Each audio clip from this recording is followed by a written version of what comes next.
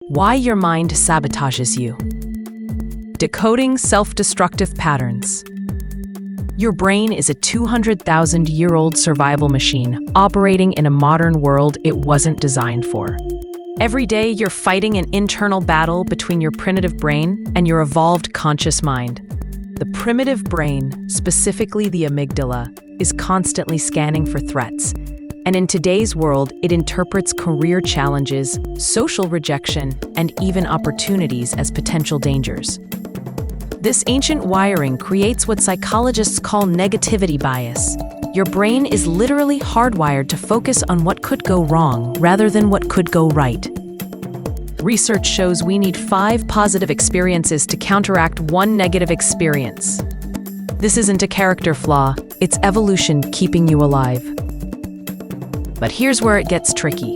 Your survival brain doesn't distinguish between a saber-toothed tiger and a difficult conversation with your boss. Both trigger the same fight, flight, freeze response.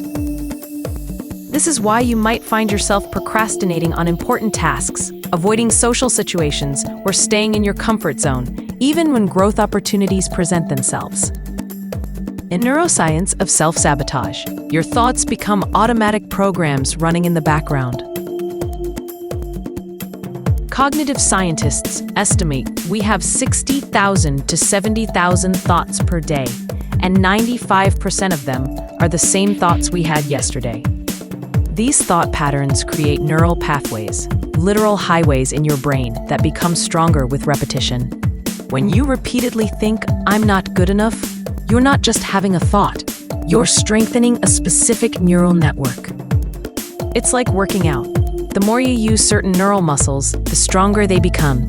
The problem is that many of us spend years exercising the muscles of self-criticism, doubt, and fear. The prefrontal cortex, responsible for rational thinking and decision-making, can be hijacked by the amygdala during stressful situations.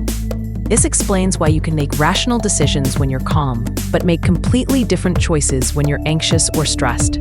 It's literally as if 2 different people are in control of your behavior. The 5 main types of self-sabotage. 1. Strategic procrastination. You delay important tasks not out of laziness, but because your mind is trying to protect you from potential failure. If you don't really try, you can't really fail, right?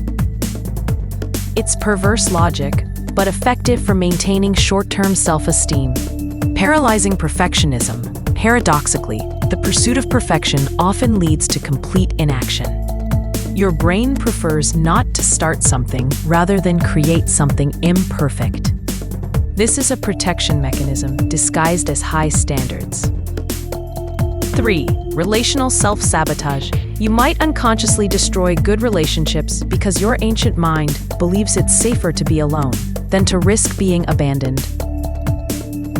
It's easier to control the timing of separation than to live with uncertainty. 4. Success minimization. When something good happens, you quickly attribute it to luck, timing, or anything except your competence. This keeps your identity safe and familiar, even if limiting. 5. Compulsive comparison. Your primitive brain is constantly evaluating your position in the social hierarchy to determine your safety. In modern social media, this becomes a constant torture machine. The role of trauma and implicit memories. Many self-sabotage patterns have roots in past experiences we don't always consciously remember. The brain has 2 memory systems: explicit, what you can consciously recall, and implicit, memory stored in the body and nervous system. A child who was criticized for trying new things might develop a nervous system that interprets any risk as dangerous. This body memory operates below the level of consciousness, creating sensations of anxiety or panic when you approach growth opportunities.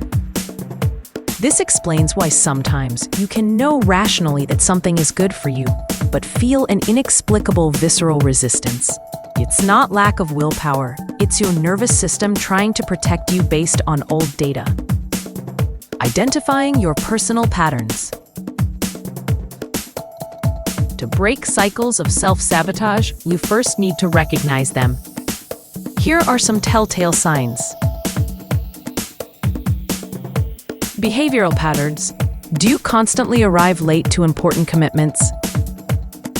Always pick a fight before significant events. Get sick before important presentations? These could be signs that your mind is unconsciously sabotaging.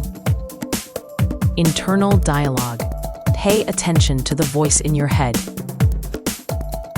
Is it more critical or encouraging?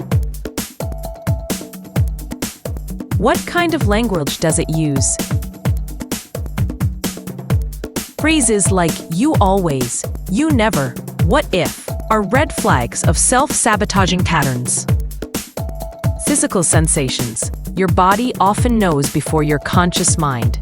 Chest tightness when opportunities appear, stomach knots before important conversations, or unexplained fatigue when you should be excited can all be signs of internal resistance. The science of transformation. The good news?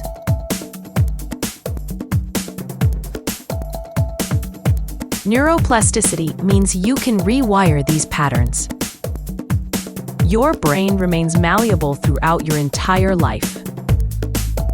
Every time you catch a self-sabotaging thought and consciously choose a different response, you're literally rewiring your neural circuitry. It's like creating new roads in your brain while letting the old destructive highways fall into disuse. The process requires what neuroscientists call focused, repetitive attention. It's not enough to recognize a pattern once. You need to consistently intercept it and create a new neural pathway through repetition. Studies show it takes approximately 63 to 66 days of consistent practice to form a new neural habit. Practical strategies for neural rewiring. The observer technique. Develop the ability to observe your thoughts without identifying with them. When you notice a self-sabotage pattern, simply observe. Interesting, my mind is doing that thing again. 2. Socratic questioning. Question the validity of your sabotaging thoughts. Is this belief really true? What evidence do I have for this thought? How would I feel and act if I didn't believe this? 3. Conscious replacement. Don't just try to stop negative thoughts, actively replace them. If your mind says, "I'm going to fail," consciously think, "I'm learning and growing." 4. Graduated exposure. Gradually expose yourself to situations that trigger your self-sabotage. Start small and progressively increase. This desensitizes your nervous system to the perceived danger. A role of self-compassion. Perhaps more important than any technique is developing self-compassion. Self-sabotage is often fueled by a harsh internal critic. Research by Dr. Kristin Neff shows that self-compassion is a better predictor of psychological well-being than self-esteem. Self-compassion involves 3 components: mindfulness, present moment awareness, common humanity, recognizing that suffering is part of the human experience, and self-kindness, treating yourself with the same kindness you'd show a good friend. Conclusion: the ongoing journey.